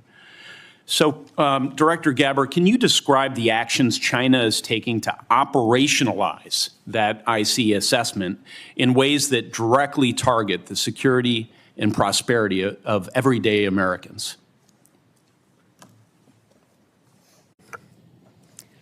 Senator, what we know is that they are trying to use these capabilities as a means to continue to exploit vulnerabilities within our own critical infrastructure and our cyber technology. The critical infrastructure is a key area of concern given what we know has already been exploited, these asymmetric attacks that have been placed within our critical infrastructure that are of serious concern given how they could be exploited, especially during a time of conflict. We know that they are experiencing a boom in their generative AI capability and are competing very heavily against our own AI capabilities. Obviously, AI can and will be used across a multitude of every sector of our society, both here as we are in our own country, and we expect China to be able to continue to do the same there. So two key areas of vulnerability to the United States, conceivably, susceptibility to cyber attacks, and as China's leveraging of AI towards misinformation, increasingly into the physical realm, they can pose threats to us as well. As follow-up, Director Ratcliffe, you know, we've had Huawei, we've had TikTok. What do you believe will be the next point of technological friction and competition between the U.S. and China? What should members of Congress be looking for?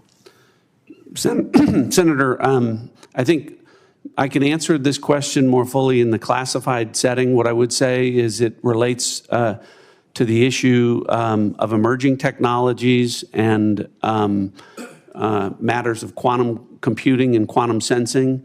and our ability to stay ahead of China on the technological curve with respect to those issues. I'd be happy to get into that in further detail in a classified setting. Excellent. We'll dive into that. Director Haw, General, how do you see biotech playing into this broader competition? I think it's an area that, from our perspective, has increasingly been a priority as we want to understand the approach that China's taken, and also to ensure that as we think about the president's priorities in terms of both economic and technology security, we are certainly, as a community, following DNI's guidance, that we are increasingly putting our resources to be able to ensure that we understand where China is investing in those resources and how that will impact our economy and overall the overall health of our national security. Thank you, General. Director Gabbard, not a lot of time left on this end, but I do have a little crypto interest I wanted to communicate to you. Can you share with this committee how we're positioned to disrupt foreign cyber efforts to steal cryptocurrency, such as the North Koreans have successfully done? If others would like to pull this thread and weigh in on this question very briefly, that would be great. Senator, we're obviously aware of North Korea's revenue generating by stealing cryptocurrency has had a significant effect on North Korea's capabilities. I defer to our technical experts on the actions that are being taken. Senator, I think this would be a great topic when we go to closed session. It's going to be a busy closed Agreed. setting. Yes. Director Patel? I agree with the general. In closed session, I can provide some details. It's what you get when you visit with a bunch of spies. All right, Chairman.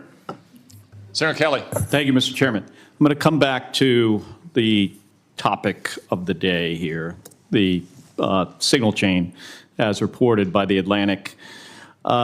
Ms. Gabbard and Mr. Ratcliffe, you each testified that there was no information operational in nature, no classified information. So I want to ask each of you just a series of, just respond yes or no. I'll start with Ms. Gabbard. In the signal chain that we have been talking about, was there any mention of a target in Yemen?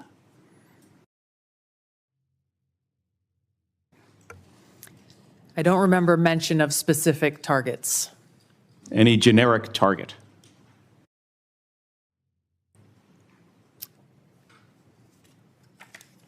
I believe there was discussion around targets in general. Mr. Ratcliffe? I think that's consistent with my recollection. Again, I don't have access to that. Was there any mention, Ms. Gabbard, of a weapon or weapons system? I don't recall specific weapons systems being named. I'm not talking about specific, any weapon or weapons system. I don't recall specific names of systems or weapons being used or named within the Well, I'm chat. not asking whether, I don't want you to tell me what the specific weapon was, but any weapon at all. Mr. Ratcliffe, same question. I don't recall. How about anything about timing? Ms. Gabbard? I don't recall specific timing.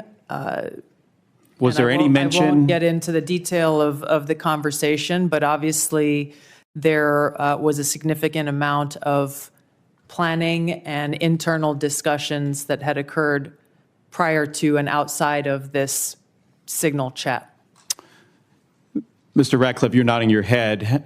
Any mention of any military unit whatsoever? Mr. Ratcliffe? Not that I recall. Ms. Gabbard? Not that I recall. Okay, so I understand that DoD policy prohibits discussion of even what is called controlled unclassified information, or CUI, on unsecured devices. Are both of you aware of that DoD policy? I haven't read that policy. Not familiar with the DoD policy, but I would say that the Secretary of Defense is the original classification authority for DoD in deciding what would be classified information. Ms. Gabbard, does the intelligence community have a policy that prohibits discussion of controlled, unclassified information? Yes. It does. Okay. Controlled, unclassified information, according to DOD, includes information that has not been approved for public release. Would you, of what's been disclosed publicly of the signal chain, would either of you feel that that would be approved for public release? Ms. Gabbard. The discussion that took place in that Signal chat group was a conversation reflecting national security leaders and the vice president around the president's objectives. So yes or no, would you approve that for public release? I don't feel I can answer that question here. Because of the nature of this hearing? Because of the nature of a private discussion that took place between individual leaders in our government. It would make sense that you would not approve it for public release, wouldn't it? There are other factors that would go into that consideration. Mr. Ratcliffe, yes or no? I wouldn't approve the release of classified information. Again, as I've said, my I'm not talking about understanding is classified information, Mr. Ratcliffe. I'm talking about information that has not been approved for public release. That is information that is considered controlled, unclassified information. The principles that would have been on that would have been individuals capable of approving that for public release. I got 20 seconds. The deliberation as to whether or not we should launch a strike on another country, would you consider that classified information, Ms. Gabbard? Well, the information was not classified.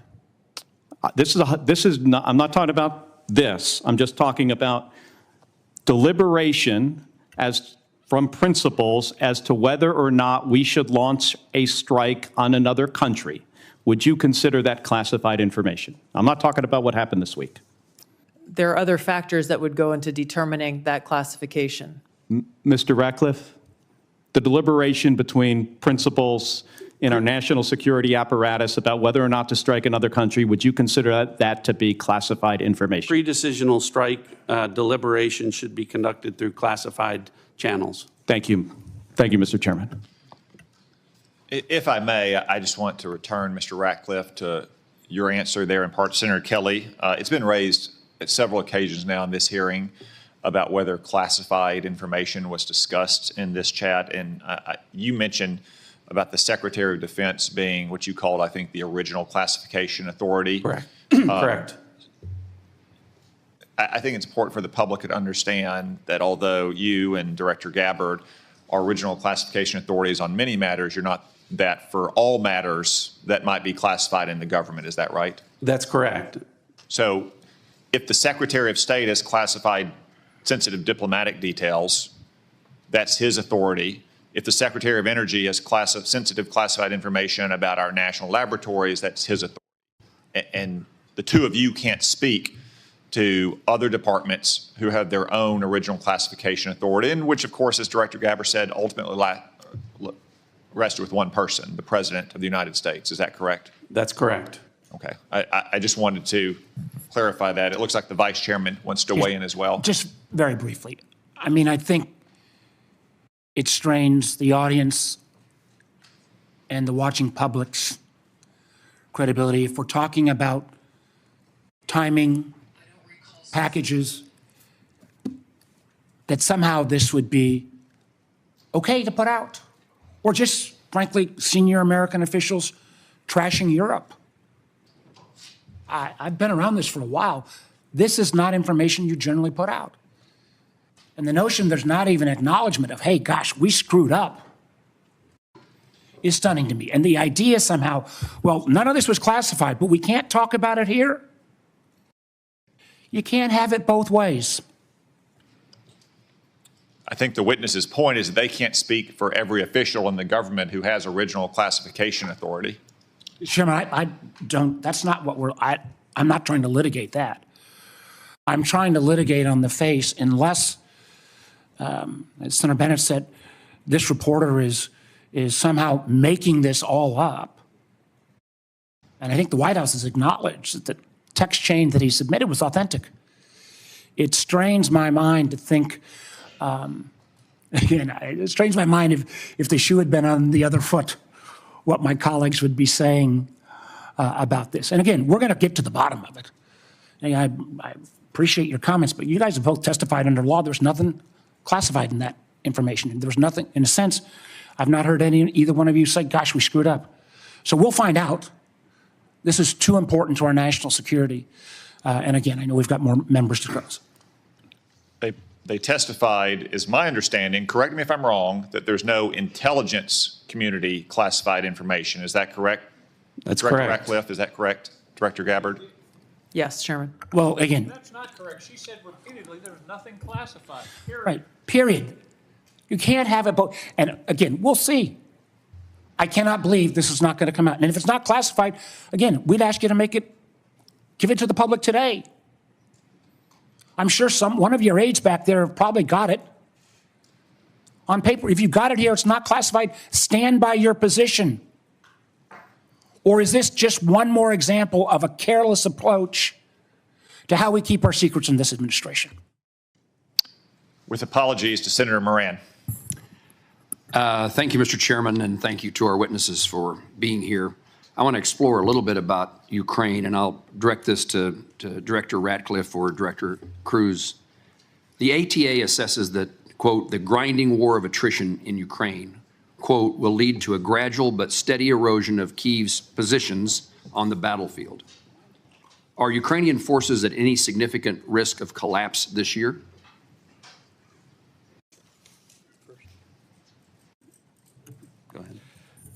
Before I turn it over to Director Ratcliffe, I think both sides are working through the equipment that they need, the industrial base they need to support that, and the personnel that are required to man all of that equipment and man the front lines.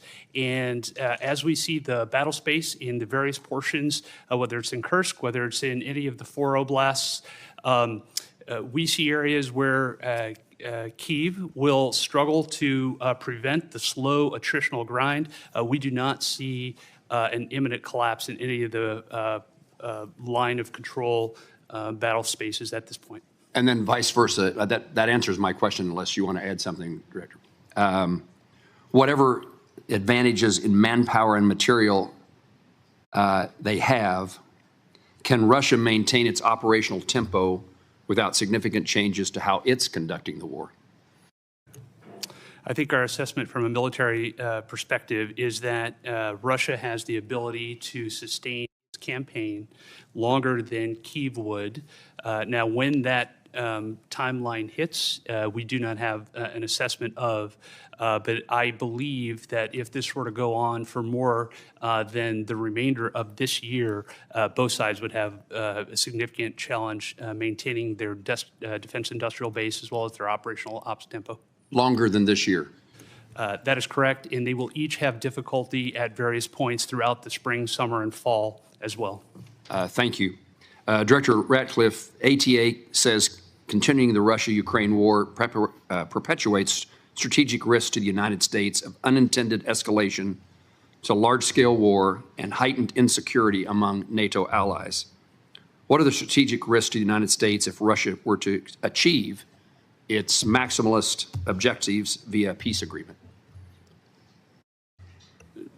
Achieve via peace agreement? Yes.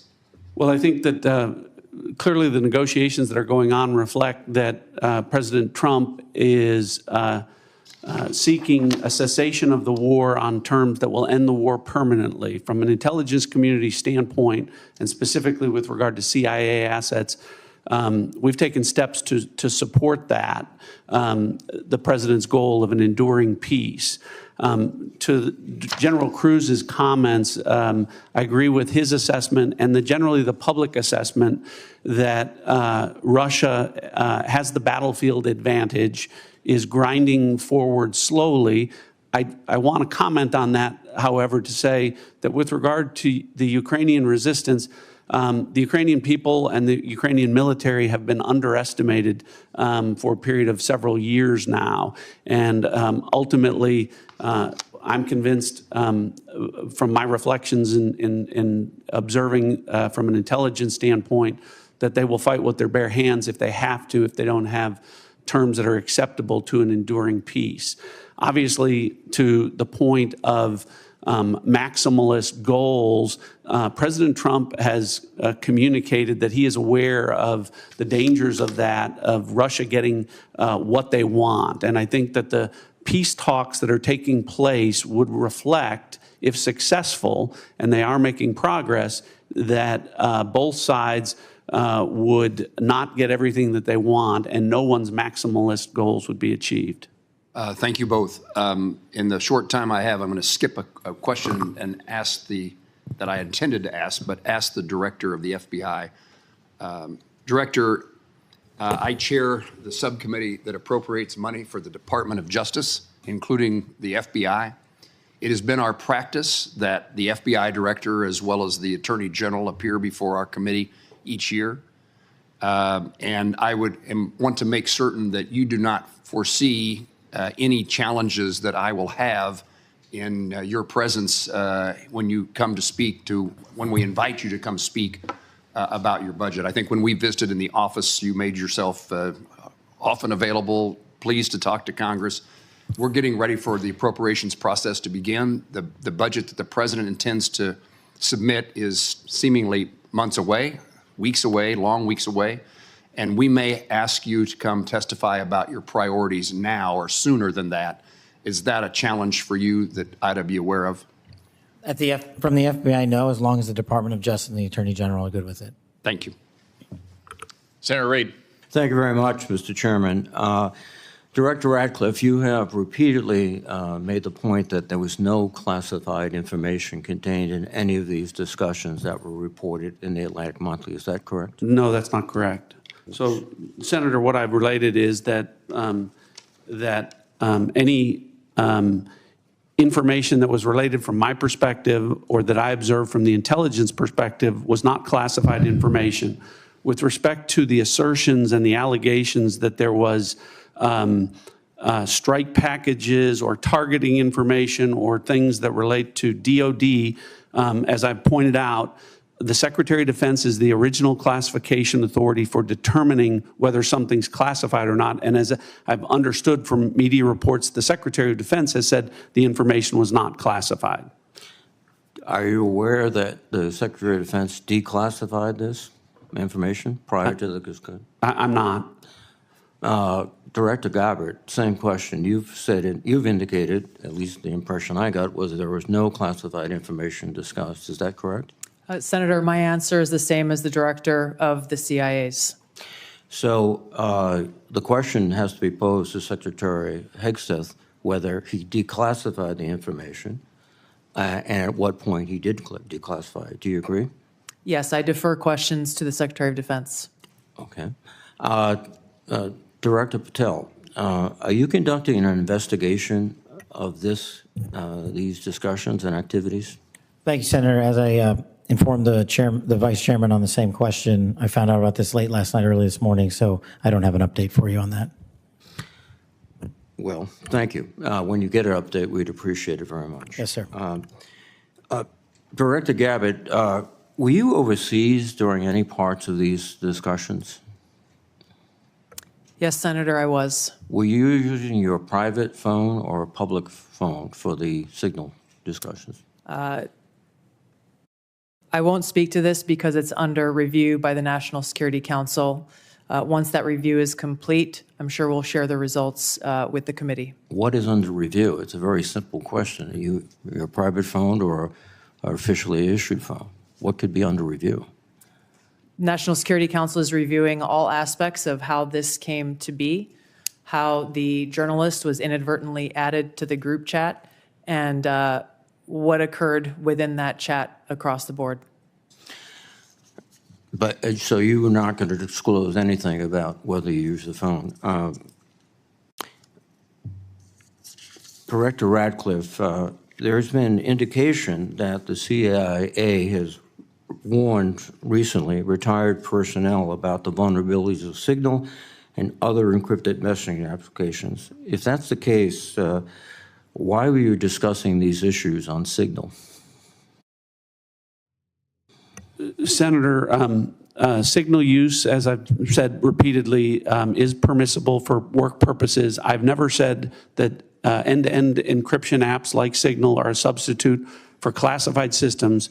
And I was not discussing classified information in this setting.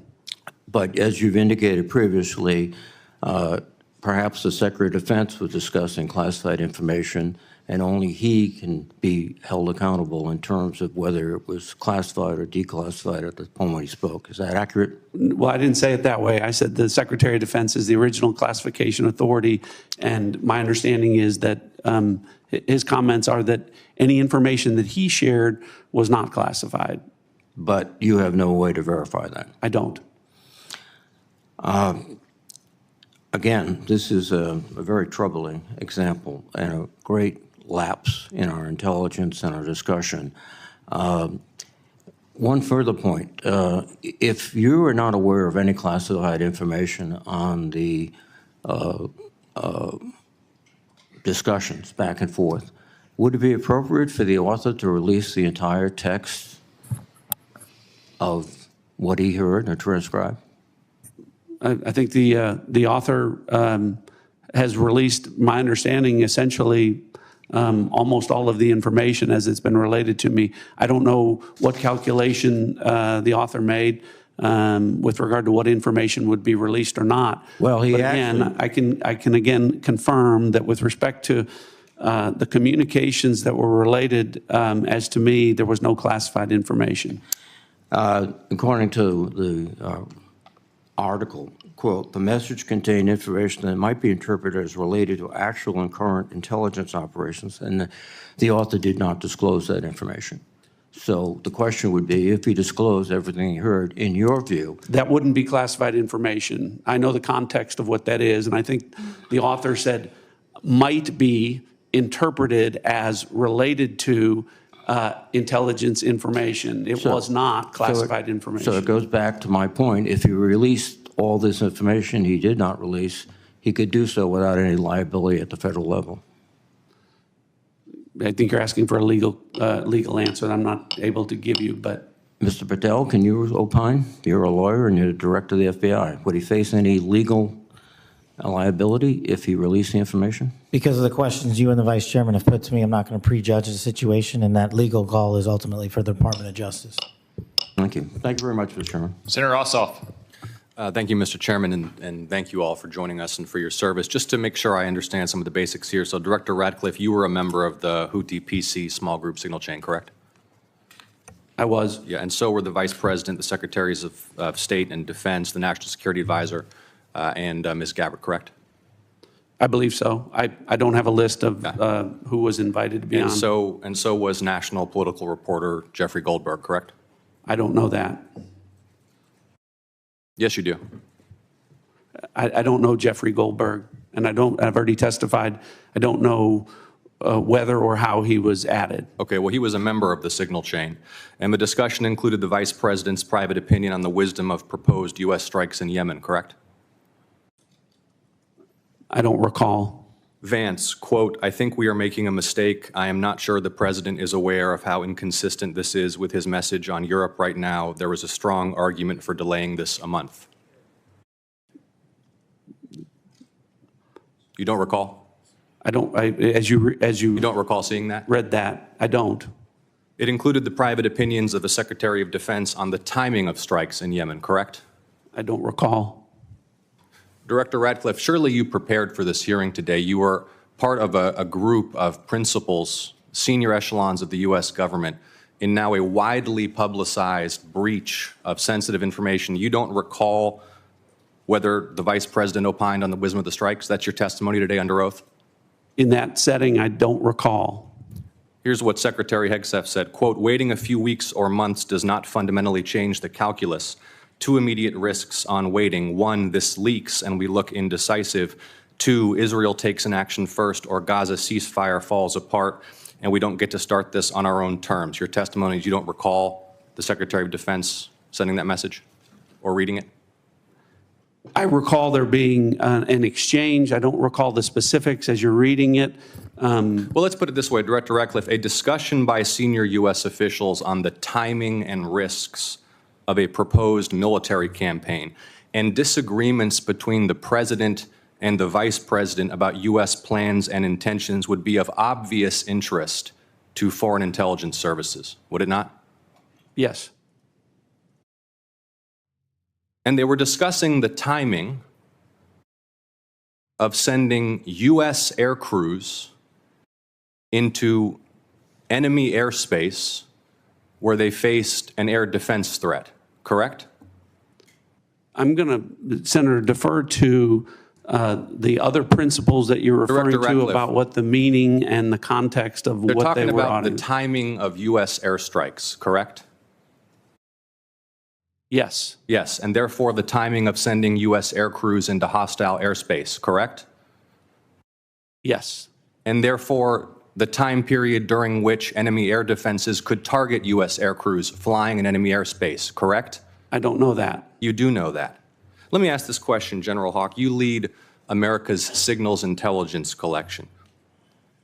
Would the private deliberation of foreign senior officials about the wisdom and timing of potential military action be a collection priority for you and the U.S. intelligence community? Senator, it's our job to do indications and warning for both the plans and intentions of adversary leaders and for military commanders. And would not information about the timing of airstrikes allow a military to pre-position or cue air defense systems to shoot down enemy aircraft? I think, Senator, from our perspective, any advance warning is something that we certainly are trying to protect. Yeah. Director Ratcliffe, this was a huge mistake, correct? No. A national political... Hold on. No, you Let hold me on. answer. No, Director The Ratcliffe, reason I I asked say you a yes no- or no question, and now you hold on. A national political reporter You can characterize it how you want. was made privy The White to House has sensitive made information clear about that there imminent was an military inadvertent operations against a mistake, foreign terrorist an inadvertent organization. mistake of adding a reporter. And that wasn't a huge to a mistake? seal. That wasn't a huge mistake? Well, I think they characterized This is it an as a embarrassment. mistake. This is utterly unprofessional. There's been no apology. There has been no recognition of the gravity of this error. And by the way, we will get the full transcript of this chain, and your testimony will be measured carefully against its content. Thank you, Mr. Chairman. I thank the witnesses again for their appearance today. I sense the Vice Chairman has something to add. I do. So I will recognize him briefly. Well, again, I thank the witnesses. But what you're saying doesn't make sense on the face of it. Everybody knows, at least Director Ratcliffe, you had the courtesy of acknowledging you were on the chain. Director Gabbard wouldn't even touch that, even though we've got our initials. And if you want a comparison, think back to the beginning of the Ukraine war, when the United States, in concert with our then ally, the United Kingdom, declassified a lot of Putin's battle plans that allowed the Ukrainians to push back successfully on the Russian invasion. How was that? That was gone through a real process of declassification. As Senator Ossoff so clearly made the point, this information out, potentially where our adversary could reposition its defenses, in the unwillingness of the individuals on this panel who were on the chat to even apologize or acknowledging what a colossal screw-up this is, speaks volumes. Thank you to our witnesses for your appearance. A few administrative matters. As I mentioned earlier, Senator Collins is under the weather. She regrets that she could not be here for your testimony. Senator Risch likewise had to preside over a hearing of the Foreign Relations Committee to include the nomination of my former governor, Mike Huckabee, a great American and a great friend of Israel, to be the next ambassador to Israel. He also regrets that he could not be here. I anticipate he may have written questions as well. I would urge you all to respond to those promptly. Now, the audience will remain seated while our witnesses and their aides depart the hearing room. The Capitol Police will ensure this occurs. I want to commend the Capitol Police and our committee security staff for running an orderly hearing today. For the benefit of members, the vote on the floor has been called. We will adjourn this open hearing and we will reconvene in closed setting at 12:40 p.m. The hearing is adjourned.